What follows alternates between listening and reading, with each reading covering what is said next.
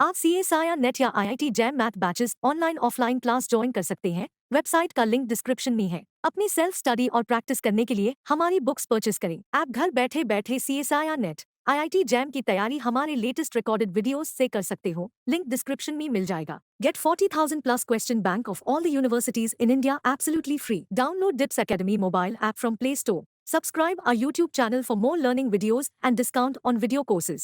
अधिक जानकारी के लिए डिस्क्रिप्शन को ध्यान से पढ़े या QR कोड स्कैन करिए। अब शांत हो जाओगे आप लोग।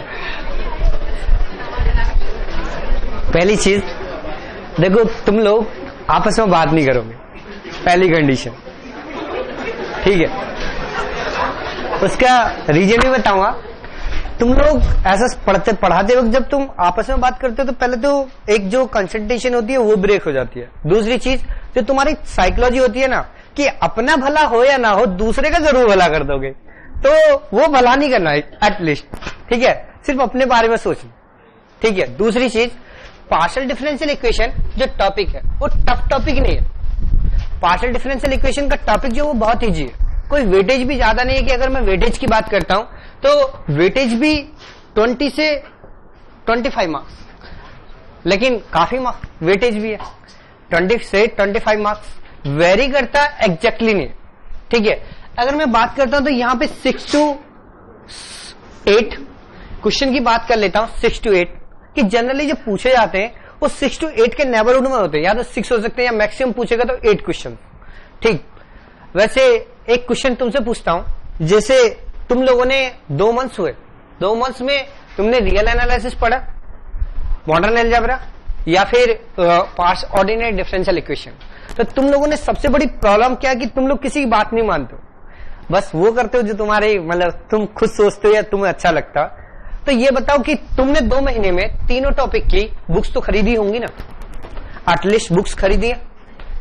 नहीं, कुछ लोगों ने तो खरीदी होंगी, एटलीस्ट नहीं, सभी को जनरलाइज कर रहा हूं, एक नॉर्मल सा स्टेटमेंट यूज कर रहा हूं कि जितने लोगों ने बुक्स खरीदी है, तो मैं ये पूछता हूं कि 2 महीने में क्या वो बुक्स पढ़ी हैं? तुमने पर्टिकुलर सारी बुक्स तो नहीं पढ़ी होंगी, पर्टिकुलर कहीं कहीं से कोई कोई डेफिनेशंस, ओनली डेफिनेशंस को ही यूज किया होगा, इससे ज्यादा तो नहीं किया होगा। और वो अभी भी शोकेस में ऐसी रखी होंगी जनरली। तो कुछ स्टूडेंट की तो बुक्स के मतलब जो धूल होती है ना वो भी साफ नहीं हुई होगी, जैसे लाए होगे ऐसे ही रख दी होगी, ठीक है। वो आदत होती है, क्योंकि मैं भी स्टूडेंट था, मैं भी यही काम करता था। अब भले ही थोड़े बहुत पढ़ लेता हूं, पहले नहीं पढ़ता था। तो ऐसा नहीं होना चाहिए। तो मैं तुम्हें ये बता रहा हूं कि अगर तुम ये सोचते हो कि मेरे पास 2 या 3 मंथ्स बचे हुए कि इन मंथ्स में मैं बुक को परचेज करूं और पढ़ूं, उनसे हम एग्जाम निकालें, तो ऐसा तो पॉसिबल ही नहीं, ठीक है। मेरे पास कितना क्वेश्चंस का वेटेज है? 6 to 7। मैं 6 to 7 क्वेश्चंस की बात नहीं करता, लेकिन 5 to 7 क्वेश्चन जरूर अटेम्प्ट करा दूंगा, मिनिमम 5 और मैक्सिमम 7। अगर ऐसा भी तो होता ना कि कभी कभी क्वेश्चन के एक यही लॉजिक नहीं कि मेथड से ही सॉल्व हो, एक दूसरे वे से भी सॉल्व हो सकते हैं जो ऑब्जेक्टिव अप्रोच होती है। मैं ऑब्जेक्टिव अप्रोच से भी तुम्हें बताऊंगा कि क्वेश्चन को हम ऐसे भी सॉल्व कर सकते हैं। तो हमारे पास बहुत सारे वे हैं कि उनके अकॉर्डिंग हम सॉल्व कर लें, ठीक है। अब जैसे ये 5 to 7 की बात कर रहे हैं, तो अगर तुम्हें फिर भी कुछ बुक्स पढ़नी है तो 2 बुक्स खरीद लेना। अगर क्वेश्चन ही करने हैं तो एमडी राज सिंघानिया ग्रंथ, जो हमारे पास बहुत बड़ा सा ग्रंथ है। और अगर बुक्स थ्योरी पढ़नी है तो टी अमरनाथ की बुक्स परचेज कर लेना, और कोई बुक नहीं करना, ठीक है। 2 बुक्स सफिशिएंट है। अब टी अमरनाथ,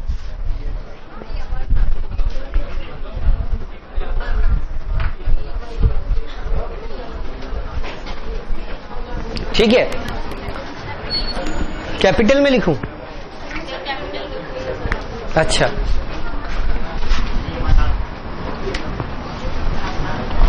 अब देखो एग्जाम में तुम काफी टाइम से पढ़ भी रहे हो रियल एनालिसिस, मॉडर्न अलजेब्रा या ऑर्डिनरी डिफरेंशियल इक्वेशन।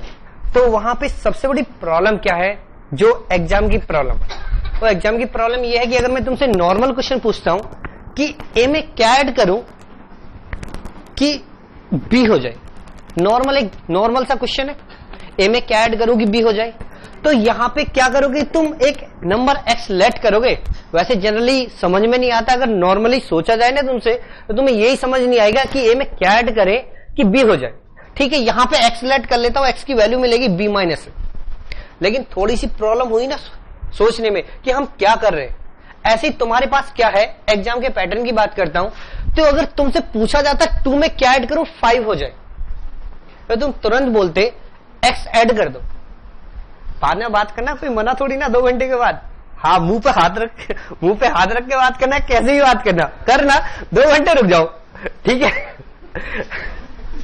जैसा भी तुम्हें अच्छा लगता है बात करना, ऐसे करना, लेकिन 2 घंटे शांति से बैठ जाओ, तो तुम्हें बहुत कुछ मिलेगा। ऐसा नहीं कि सीखने को नहीं मिलेगा, बहुत कुछ सिखाने वाला। बस वेट कर लो थोड़ा सा। और पार्शियल डिफरेंशियल इक्वेशन के क्वेश्चन, जब पार्शियल डिफरेंशियल इक्वेशन कंप्लीट हो जाएगी, मैं तुमसे खुद पूछूंगा कि कोई क्वेश्चन ऐसा है कि तुम अटेम्प्ट नहीं कर सकते अगर तुमने थोड़ा बहुत भी पढ़ा। तो यहां पर देखो 2 में क्या ऐड करो कि 5 हो जाए, तो एक नंबर्स है या नहीं है। इन नंबर्स को मैं जानता हूं, 2 को भी जानता हूं और 5 को भी जानता हूं, और x की वैल्यू कैलकुलेट कर सकता हूं। x की वैल्यू क्या मिलेगी, 5 - 2 = 3। यहां पर क्या चेंज हुआ, यहां पर चेंज हुआ कि 2 को एक सिंबल से रिप्रेजेंट किया, एक सिंबल जो इसको नाम दिया, रिप्रेजेंट क्या किया a, और यहां पर क्या आया 5 की जगह b। तो सबसे पहली प्रॉब्लम क्या है, जो क्वेश्चन की फ्रेमिंग है ना, वो डिफरेंट हो रही है, वो डिफरेंट नोटेशन में मिलेगा। क्योंकि हम क्या पढ़ रहे हैं, del z upon del x पढ़ेंगे या del z upon del y पढ़ोगे, del z upon del x या del z upon del y। तो वहां पे जो क्वेश्चन पूछा जाने वाला है तुमसे, ux या uy की फॉर्म में होगा। तो सबसे पहले जो जहां पर हम डिपेंडेंट वेरिएबल z पढ़ रहे थे, वहां पे डिपेंडेंट वेरिएबल किस में कन्वर्ट हो गया, u में। और भी वो चेंज कर सकते हैं, यहां पर t कर दे, यहां पर x कर दे, यहां पर t कर दे, यहां पर x कर दे। तो यहां तक हम पार्शियल डेरिवेटिव किसके रेस्पेक्ट में कर रहे हैं, x के, और वहां पर क्या यूज कर रहे हैं, वो partial derivative with respect to t। तो जैसे ही नोटेशन चेंज हुए, ऐसे क्वेश्चन टफ हो गया। अब खुद देखो, जब मैं इंटीग्रेशन करूं इसका, इंटीग्रेशन 1/x² + a² dx या x² + y², तो वहां पे क्वेश्चन का इंटीग्रेशन क्या करना होता है, 1/u² + x² dx। तो जैसे हमें u में क्वेश्चन फ्रेम हुआ, तो हमारे क्वेश्चन समझ ही नहीं आता कि हम इसके रेस्पेक्ट में करें या इससे कॉन्स्टेंट माने जनरली, क्योंकि वहां पे टाइम तो बहुत मिनिमम होता ना, और मिनिमम टाइम में उस क्वेश्चन को अटेम्प्ट भी करना होता। तो ऐसी छोटी छोटी मिस्टेक्स होती हैं जिसकी वजह से क्वेश्चन गलत होता, और कोई गलती नहीं होती। बाकी तो सब सारी कैलकुलेशन तुम जानते ही हो, एग्जाम से आने के बाद भी तो करते हो कैलकुलेशन। अगर यहां पे आते हो तो आने के बाद में वही क्वेश्चन जो एग्जाम में सॉल्व नहीं होते, बाद में भी तो सारे क्वेश्चन सॉल्व होते हैं। बस ऐसी मिस्टेक्स होती है कि हम वहां पे जेड को डिपेंडेंट वेरिएबल ही कंसीडर नहीं करते, इंडिपेंडेंट वेरिएबल कंसीडर करके क्वेश्चन को सॉल्व कर देते। अगर पार्शियल डिफरेंशियल इक्वेशन की बात करूं, यही तो करते हैं या नहीं करते। तो क्वेश्चन में सबसे पहले क्या चेंज होने वाला, क्वेश्चन की फ्रेमिंग। समझ में आया। अब इसके बाद सेकंड पॉइंट, जो पार्शियल डिफरेंशियल इक्वेशन का सिलेबस है, उस सिलेबस के अकॉर्डिंग नहीं पढ़ाऊंगा, मैंने उसको थोड़ा सा क्लासिफाई किया, एक चार्ट बनाया है, उसके अकॉर्डिंग पढ़ाऊंगा, उसके अकॉर्डिंग तुम्हें कुछ समझाने की कोशिश कर रहा हूं, ठीक है। तो पहले सिलेबस लिखते हैं, लिखो सिलेबस,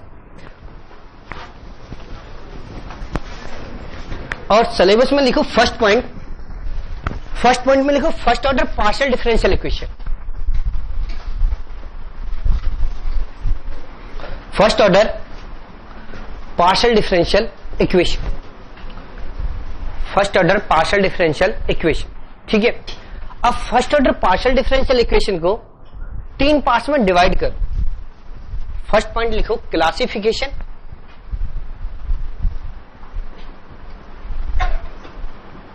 क्लासिफिकेशन, सेकंड पॉइंट लिखो फॉर्मेशन, थर्ड पॉइंट लिखो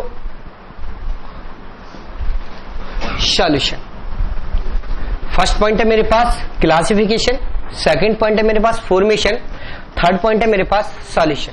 अब क्लासिफिकेशन जो वर्ड है, फिर इसे ब्रेक करो 4 पार्ट्स में, 4 पार्ट्स में ब्रेक करो। फर्स्ट पॉइंट लिखो linear equation, second semi linear, third quasi linear, और लास्ट नॉन लीनियर।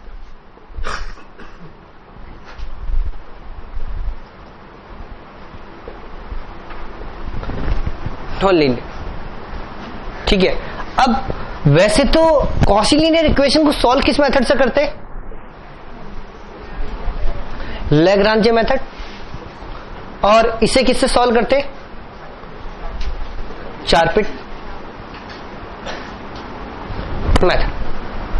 यानी कि अगर मैं फर्स्ट पॉइंट को डिफाइन कर रहा हूं तो मैंने सब कुछ डिफाइन कर दिया या नहीं कर दिया? First order partial differential equation से अगर रिलेट करते हैं तो कुछ इस टाइप का चार्ट बनेगा। अब वैसे तो यहां पे भी 4 केसेस होते हैं, लैग्रांज मेथड अप्लाई करने के बाद वहां पे 4 टाइप के केसेस अराइज होंगे, और यहां पे चारपिट मेथड में भी 4 केसेस होंगे। वो मैं अभी लैग्रांज मेथड तो नहीं लिखूंगा, चारपिट मेथड के 4 केसेस डिफाइन कर दो। ठीक है, अब सेकंड पॉइंट क्या है मेरे पास? फॉर्मेशन। फॉर्मेशन में फर्स्ट पॉइंट लिखो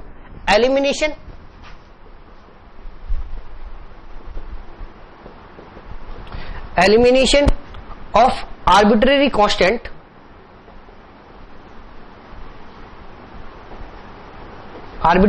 Just watching videos won't help. You need to practice your learning by solving questions. Get the latest practice books from DIPS.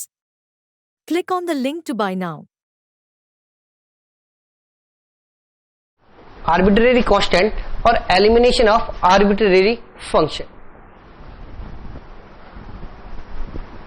First point मेरे पास क्या है? एलिमिनेशन ऑफ आर्बिट्रेरी कांस्टेंट, और second मतलब elimination of arbitrary constant और elimination of arbitrary function. अब last solution. Solution को break करो 5 पॉइंट्स में। सबसे फर्स्ट पॉइंट लिखो कंप्लीट सॉल्यूशन। फर्स्ट पॉइंट लिखो कंप्लीट सॉल्यूशन। सेकंड पॉइंट लिखो जनरल सॉल्यूशन। सेकंड पॉइंट लिखो जनरल सॉल्यूशन। थर्ड पॉइंट लिखो सिंगुलर सॉल्यूशन, और नेक्स्ट पॉइंट लिखो पर्टिकुलर सॉल्यूशन, और नेक्स्ट पॉइंट लिखो अदर सॉल्यूशन। नेक्स्ट पॉइंट लिखो अदर सॉल्यूशन। पॉइंट नंबर 2 यहां पे लिखो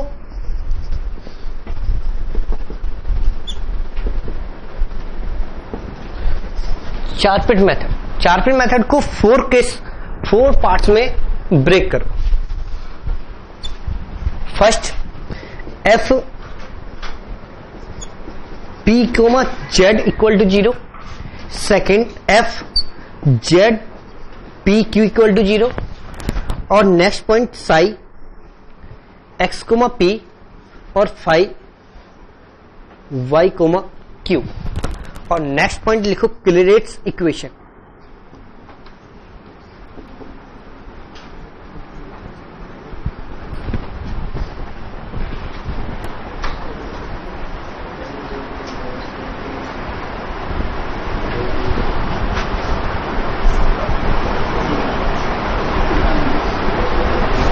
ये नोट किया? देखो हाँ या ना बोल दिया करना, क्योंकि मेरी पहले जो वैसी 2 क्लास हुई हैं उनमें थोड़ी सी प्रॉब्लम हुई है स्पीड की, क्योंकि मेरी थोड़ी स्पीड ज्यादा। तो जैसे ही तुम्हें लगता है कि स्पीड ज्यादा है तो बोल देना, मैं स्पीड कम पे पढ़ाऊं। ठीक है, आगे यहां पर देखो नोट क्या नहीं, फिर इसके बारे में डिफाइन करता हूं। यहां से बोलूं, यहां से first order partial differential equation आएगी, तो पार्शियल डिफरेंशियल इक्वेशन के बारे में तुम्हें सबसे पहले 2 क्वेश्चन आने चाहिए कि हम उसे किससे रिलेट कर रहे हैं। या तो क्लासिफिकेशन पूछेंगे, और क्लासिफिकेशन पूछेंगे तो वैसे आज तक कभी कोई क्वेश्चन नहीं पूछा गया क्लासिफिकेशन के ऊपर।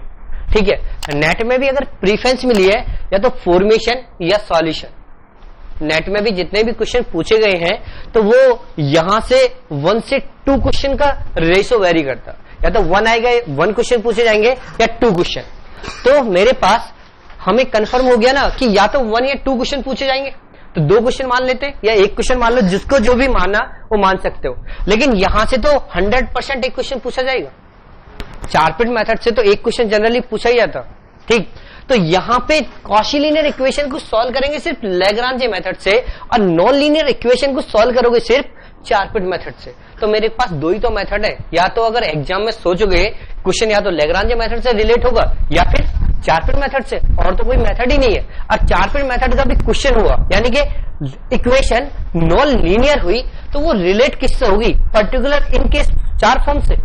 अगर वो रिलेट होगी तो वो किस केसेस से रिलेट होगी, या तो इस टाइप की होगी, या इस टाइप की, या इस टाइप की, या इस टाइप की, चार केसेस से रिलेट होगी। अदरवाइज वो क्वेश्चन फिर जनरल मेथड से सॉल्व होगा, जो चारपिन की एक्चुअल इक्वेशन होती है, उसको बाद में डिस्कस कर लेंगे। तो अभी तक हमारे अकॉर्डिंग जो 2 पॉइंट्स आए उनमें कितने क्वेश्चन अटेम्प्ट होने चाहिए, 3 क्वेश्चन पूछे जाएंगे तो एटलीस्ट 2 क्वेश्चन तो अटेम्प्ट होने चाहिए, नहीं होने चाहिए।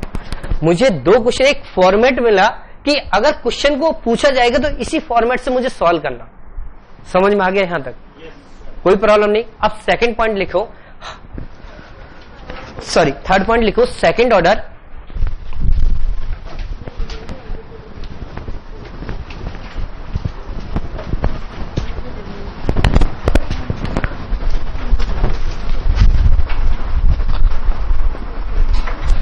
Second order partial differential equation. Second order partial differential equation. Second order partial differential equation को फिर से ब्रेक करो 2 पार्ट्स में। फर्स्ट पॉइंट लिखो क्लासिफिकेशन, क्लासिफिकेशन, और सेकंड पॉइंट लिखो कैनोनिकल फॉर्म। कैनोनिकल फॉर्म को ब्रेक करो 3 पार्ट्स में। फर्स्ट पॉइंट लिखो हाइपरबॉलिक, पैराबॉलिक और एलिप्टिक। हाइपरबॉलिक, पैराबॉलिक और elliptic.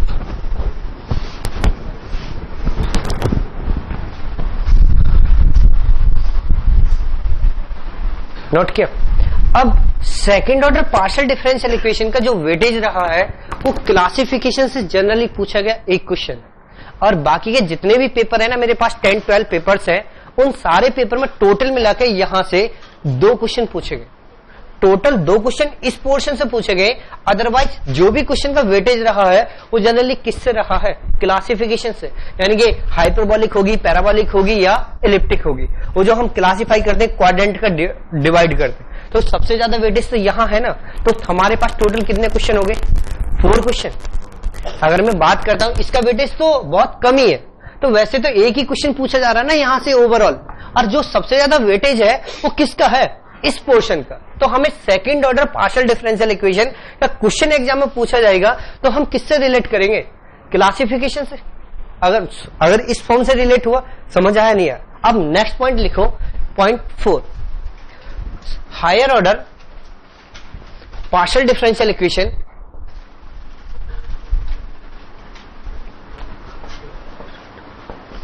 with constant coefficient, with constant coefficient। इसको फिर से 2 पार्ट्स में ब्रेक करो। फर्स्ट पॉइंट लिखो होमोजीनियस, और नेक्स्ट पॉइंट लिखो नॉन होमोजीनियस। यहां से भी एक क्वेश्चन जनरली पूछा गया, 1 या 2 वेरी भी करते, लेकिन एक क्वेश्चन तो कंफर्म है यहां से पूछा जाएगा। ठीक है, नेक्स्ट पॉइंट लिखो separation of variable. Separation of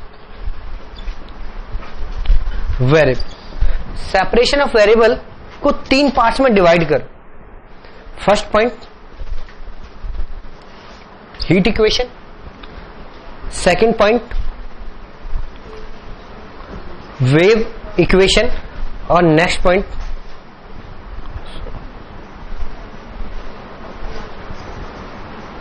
Laplace equation. Laplace equation, और नेक्स्ट पॉइंट लिखो 6 पॉइंट लिखो कॉची प्रॉब्लम।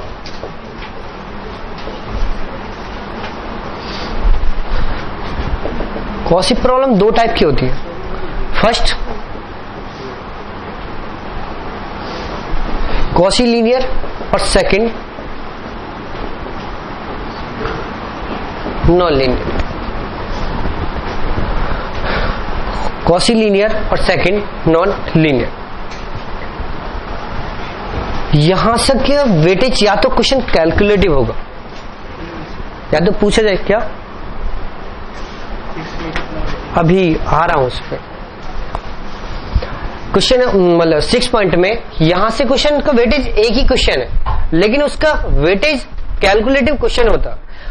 कॉशी लीनियर के लिए पूछा गया तो ठीक भी है, अगर नॉन लीनियर के लिए पूछा गया तो उस क्वेश्चन को, और जैसे वहां पे हमने कैनोनिकल फॉर्म के क्वेश्चन को, अगर ये क्वेश्चन पूछे जाते तो इन क्वेश्चन को सबसे बाद में अटेम्प्ट करोगे, पहले अटेम्प्ट नहीं करोगे। जब पेपर में कोई क्वेश्चन सॉल्व नहीं होगा तब इन क्वेश्चंस को अटेम्प्ट करोगे, अदरवाइज नहीं।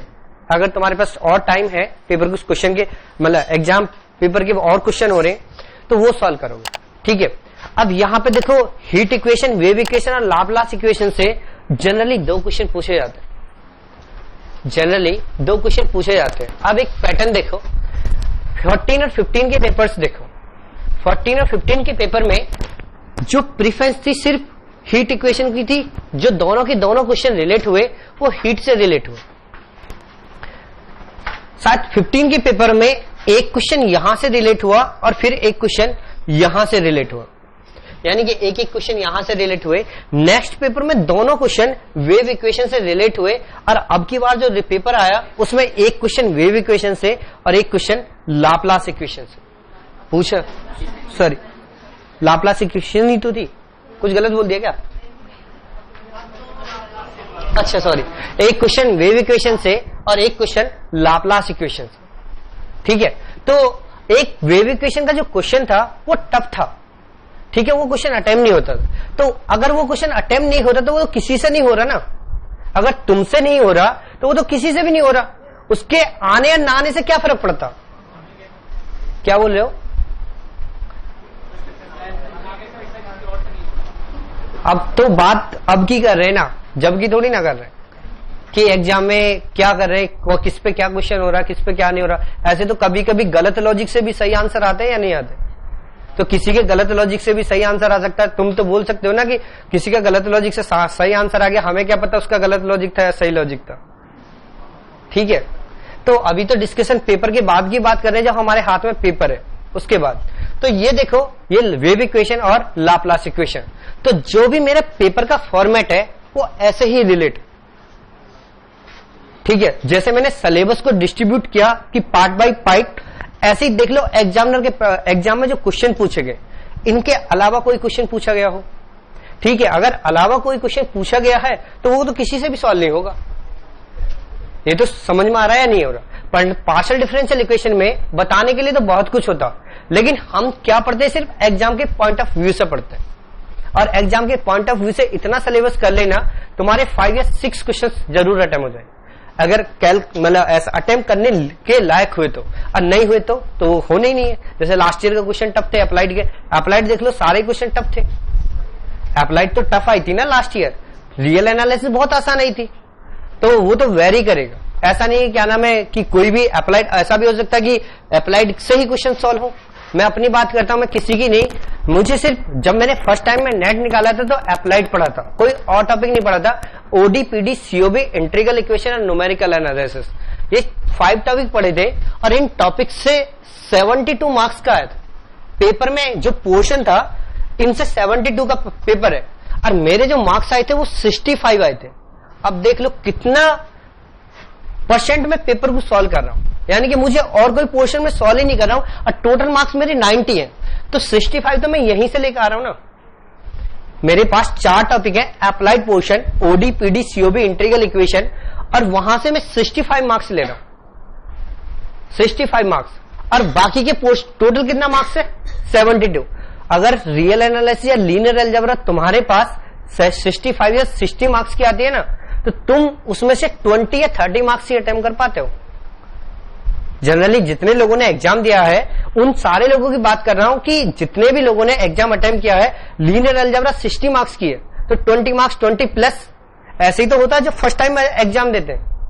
फर्स्ट टाइम की बात कर रहा हूं, सेकंड टाइम में तो कितना ही भी सॉल्व कर सकते हो, क्योंकि एक आइडिया मिल जाता है कि क्वेश्चन कैसे रिलेट हो रहा। समझ में आ गया? तो यहां से क्या कहीं से भी कोई भी क्वेश्चन है तो उसको रिलेट कर सकते हो, ठीक। सिलेबस समझ आ गया? तो अभी मैं पार्शियल डिफरेंशियल इक्वेशन की बात नहीं कर रहा, कि पार्शियल डिफरेंशियल इक्वेशन को पढ़ा रहा हूं या डिस्कशन कर रहा हूं, मैं पार्शियल डिफरेंशियल इक्वेशन से पहले तुम्हें सरफेस और नॉर्मल डिफाइन करने की कोशिश कर रहा हूं कि सरफेस और नॉर्मल को डिफाइन कैसे किया, ठीक है।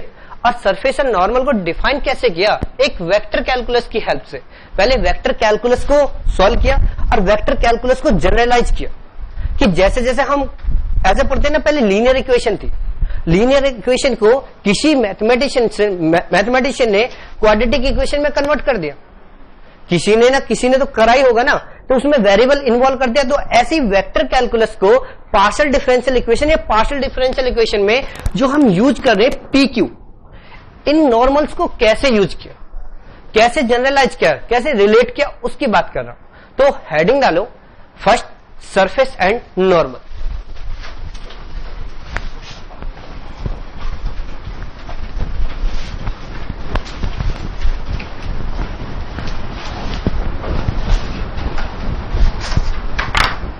Hope you are liking these learning videos. Want to study with Dubey Sir live? Join our offline online batches for CSIR NET Maths and JAM. Visit our website or click on the link highlighted to know more.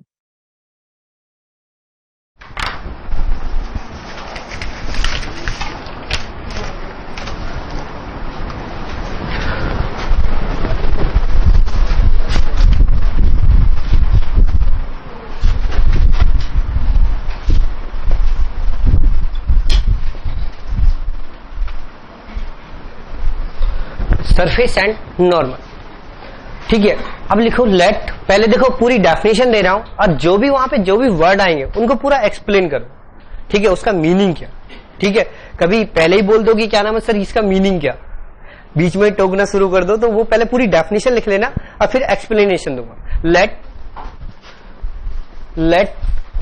D be a domain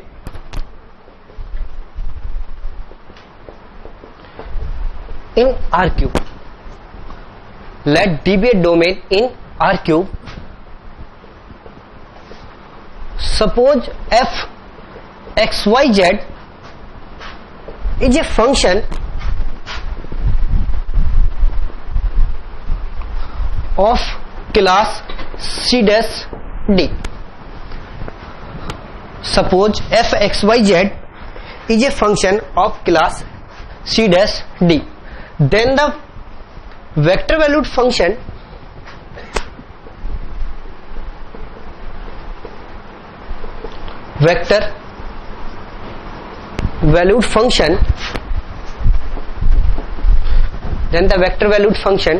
gradient f equal to del f upon del x, del f upon del y, del f upon del z. Equation 1, del f upon del x, del f upon del y, del f upon del z. If next line से लिखो, if we assume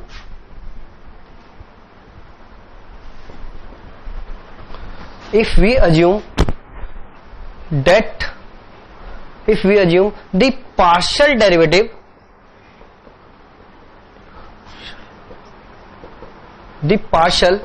derivative do not vanish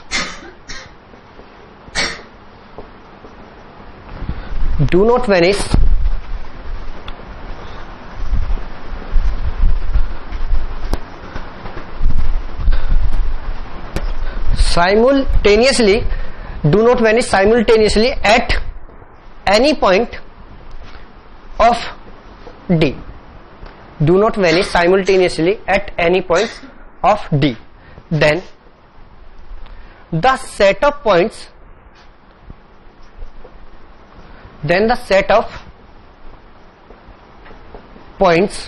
x, y, z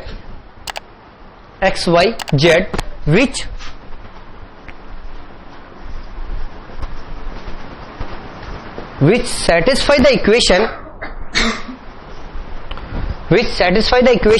f x y z equal to c, which satisfy the equation f x y z equal to c for some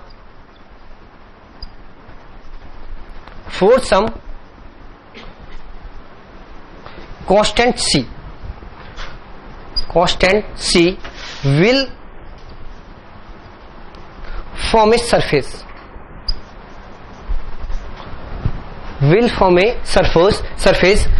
This is called level surface.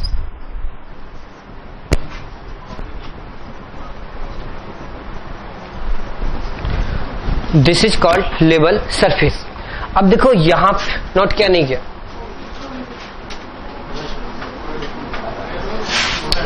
ठीक है। अब देखो C-D, तो C के D का meaning क्या होता है कि F is continuous and differentiable function of order K। जो F फंक्शन है वो कैसी फंक्शन है? F is continuous and differentiable function of order K। अब यहां पे हमने सेकंड लाइन में यहां पे पहले एक एक स्टेप को पूरा एक्सप्लेन करता हूं कि ग्रेडियंट ऑफ F का मतलब क्या हुआ। अगर कोई F स्केलर फंक्शन है, ऐसे सपोज करता हूं F कोई स्केलर पॉइंट फंक्शन मान सकता हूं। अगर मैं इसका gradient of F find out करूंगा तो एक वेक्टर वैल्यूड फंक्शन मिलती है या नहीं मिलती? वेक्टर वैल्यूड फंक्शन ये तो जानते हो वेक्टर कैलकुलस में या नहीं? अगर ये वेक्टर वैल्यूड फंक्शन मिलती है तो ये क्या है? Del F upon del X I component, del F upon del Y J component और del F upon del Z K component. ये आई जे के कंपोनेंट है या नहीं है? अब उन्होंने ये बोला कि ये partial derivative do not vanish at any point of D, यानी कि अगर ये पार्शियल डेरिवेटिव इस डोमेन में वेनिश नहीं करते हैं तो then the set of points जो एक्स वाई जेड डोमेन के एक्स वाई जेड के पॉइंट्स होंगे जो इस इक्वेशन को सेटिस्फाई करेंगे, capital F X Y Z equal to C, वो क्या कहलाएंगे? उससे क्या मिलेगा? मुझे एक सरफेस मिलेगा, उससे एक सरफेस मिलेगा और इस सरफेस को मैं क्या बोलता हूं? Level surface. अब एग्जांपल देखो, अगर मेरे पास F X Y equal to X square plus Y square given, F X Y equal to X square plus Y square given है, तो अगर मैं पहले ये बताओ ये फंक्शन कितने वेरिएबल की है? 1 वेरिएबल 2 वेरिएबल 2 वेरिएबल। अगर ये 2 वेरिएबल की फंक्शन को किसी कांस्टेंट पे मैप कर दूं एफ एक्स को वाई इक्वल टू 1, तो ये क्या रिप्रेजेंट करेगा? X square plus Y square equal to 1। तो ये क्या रिप्रेजेंट करेगा? एक सर्कल को रिप्रेजेंट करेगा, नहीं करेगा? तो यही हम इसे 2 डायमेंशन के कर्व को क्या बोलते हैं? Level curve. 2 डायमेंशन में क्या बोलेंगे? Level curve. लेकिन ऐसा भी तो हो सकता है ये फंक्शन कितने वेरिएबल की मिले? 3 वेरिएबल। अगर मैं सपोज कर लेता हूं F X Y Z equal to X square plus Y square plus Z square, और ये फंक्शन कितने वेरिएबल की है? 3। अगर मैं इस 3 वेरिएबल की फंक्शन को एफ एक्स वाई जेड को किससे मैप कर दूं? 1 से। अगर मैं 1 पे मैप कर देता हूं तो यहां पे क्या मिलेगा? X square plus Y square plus Z square equal to 1। तो एक स्फीयर मिलेगा, नहीं मिलेगा? तो इस स्फीयर को क्या बोलेंगे हम? Level surface. लेवल सरफेस समझ आया नहीं है कि हम कर क्या रहे हैं? कि हमें एक सरफेस मिलना चाहिए और एक लेवल सरफेस, मतलब एक लेवल कर्व मिल रहा है यहां पे अगर 2 डायमेंशन में, और 3 डायमेंशन में तो हमें क्या मिल रहा है? Level surface. ये चीज समझ में आई? अब जब लेवल सरफेस आ गया तो लेवल क्या चेक कर सकते हो? ग्रेडियंट ऑफ एफ करोगे तो 2x 2y और 2z आएगा, तो डोमेन फिक्स हो जाएगा डी नॉट इक्वल टू 0 0। इन पॉइंट्स के अलावा सारे पॉइंट्स पे क्या मिलेगा? नॉन जीरो मिलेगा, नहीं मिलेगा? तो हमें ये लेवल सरफेस डिफाइन हो जाएगा।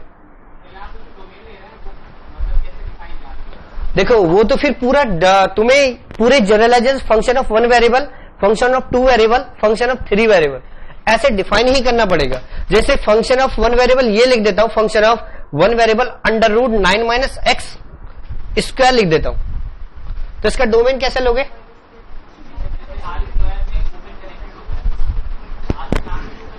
क्या?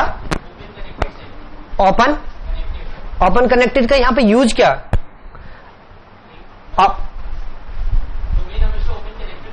हाँ ठीक है,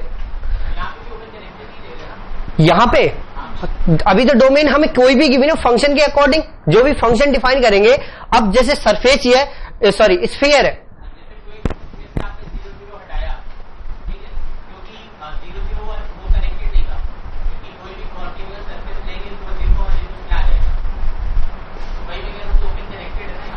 फंक्शन का डोमेन तो जब मेंशन डेफिनेशन करते हैं तो ओपन और कनेक्टेड बोलते हैं, हर जगह मेंशन तो यही करते हो या नहीं करते हो? अगर हमें गिवन करते हैं, अगर फंक्शन डिफाइन करते हैं कि ये डिफाइन होना चाहिए, ये डिफाइन होना चाहिए, तो अभी तो फंक्शन का डोमेन तो हम डिफाइन भी कर सकते हैं ना यहाँ पर।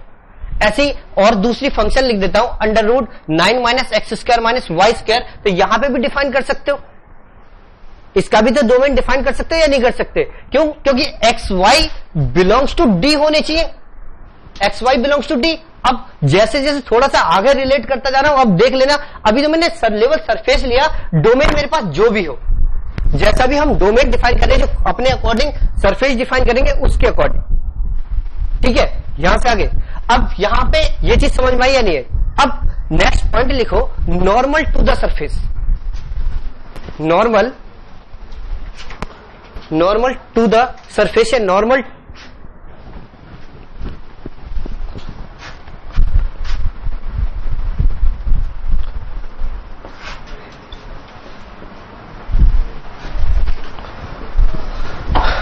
To the surface. अब मैं लिखो gradient of F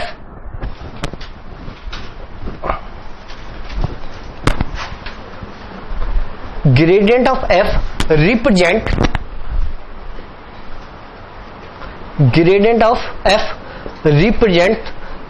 normal to the surface. अब मैं क्या बोल रहा हूं? Gradient of F represent normal to the surface. अगर मेरे पास लेवल सरफेस है, कोई भी जिस लेवल सरफेस की हम बात कर रहे हैं वो ये सरफेस होगा, F X Y Z equal to C, F X Y Z equal to C, यहां तक तो कोई प्रॉब्लम नहीं। इसका टोटल डेरिवेटिव तो फाइंड आउट कर सकते हो, टोटल डेरिवेटिव फाइंड आउट कर सकते हो या नहीं? टोटल डेरिवेटिव फाइंड आउट करो तो क्या लिखोगे? Del F upon del X D X plus del F upon del Y into D Y और del F upon del Z D Z equal to D of F लिख सकते हो। और ये एफ जो फंक्शन है वो किस पे मैप कर रहा? जी कांस्टेंट पे, तो डी ऑफ एफ की वैल्यू क्या मिलेगी? 0। अगर ये वैल्यू 0 है तो इससे ऐसे कुछ लिख सकते हो, del F upon del X D X del F upon del Y D Y plus del F upon del Z D Z equal to 0।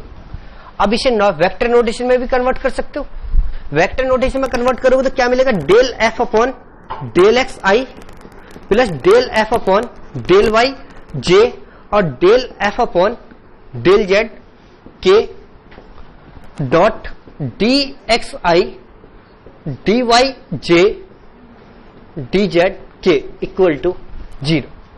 ये क्या है? Gradient of F.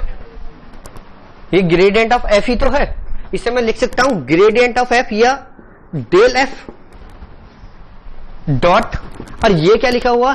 D R, D R ही तो लिखा हुआ tangent vector, यानी कि gradient of F D R equal to क्या मिल रहा है? 0। अब तुम जानते हो ना A dot B equal to 0, तो ए और बी वेक्टर कैसे होते हैं? Perpendicular, A perpendicular to P. ये तो जानते हो या नहीं जानते हो? इसका मतलब क्या हुआ कि gradient of F perpendicular to tangent vector, perpendicular to tangent vector, यानी कि gradient of F perpendicular to tangent vector. तो ग्रेडियंट ऑफ एफ क्या हो गया? इस सरफेस का नॉर्मल हो गया नहीं हो गया?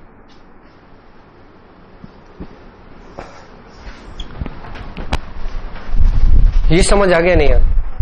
यहां तक तो कोई प्रॉब्लम नहीं।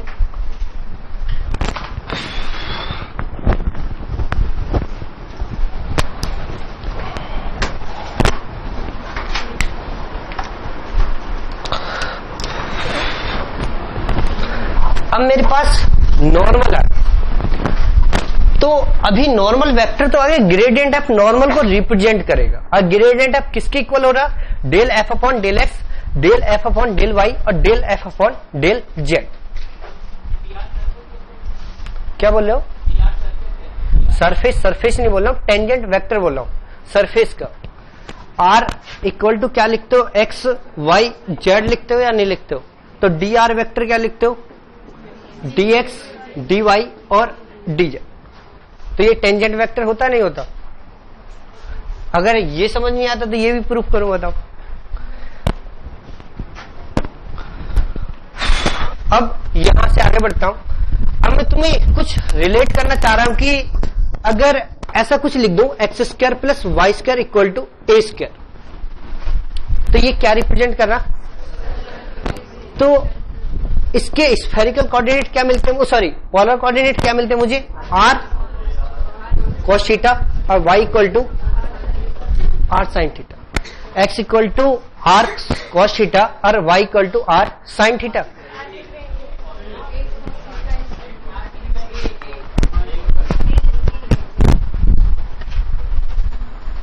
ठीक है, अब ये बताओ अगर कहीं पे ये लिखा हो या कहीं पे ये लिखा हो, मीनिंग तो दोनों का सेम है या नहीं? यानी कि कुछ a cos थीटा और a sin थीटा कुछ ऐसे लिखा जाएगा अगर 2 डायमेंशन में लिखा जाएगा। इस कर्व को अगर मैं रिप्रेजेंट करूं तो ऐसे लिख सकता हूं।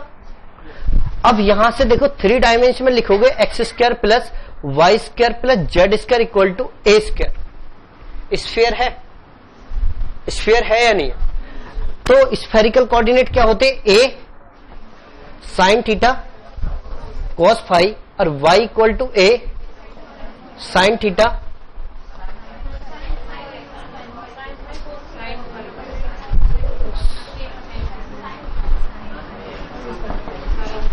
और z इक्वल टू a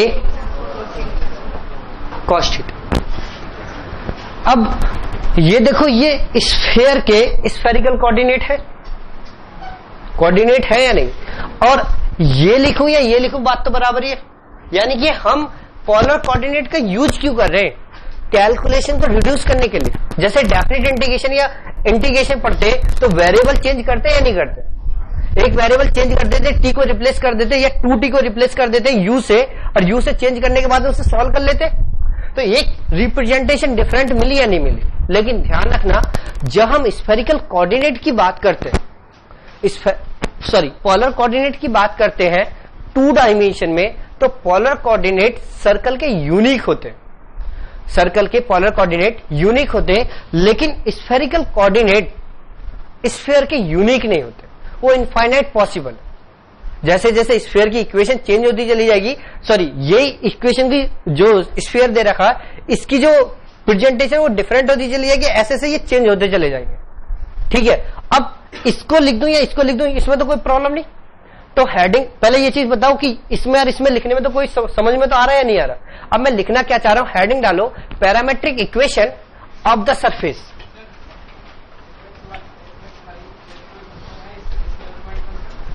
आप CSIR नेट या IIT jam math batches online offline class join कर सकते हैं। वेबसाइट का लिंक डिस्क्रिप्शन में है। अपनी सेल्फ स्टडी और प्रैक्टिस करने के लिए हमारी बुक्स परचेस करें। आप घर बैठे बैठे CSIR नेट IIT जैम की तैयारी हमारे लेटेस्ट रिकॉर्डेड वीडियोस से कर सकते हो। लिंक डिस्क्रिप्शन में मिल जाएगा। Get 40,000 plus question bank of all the universities in India absolutely free. Download DIPS Academy mobile app from Play Store. Subscribe our YouTube channel for more learning videos and discount on video courses. अधिक जानकारी के लिए description को ध्यान से पढ़ें या QR code scan करिए।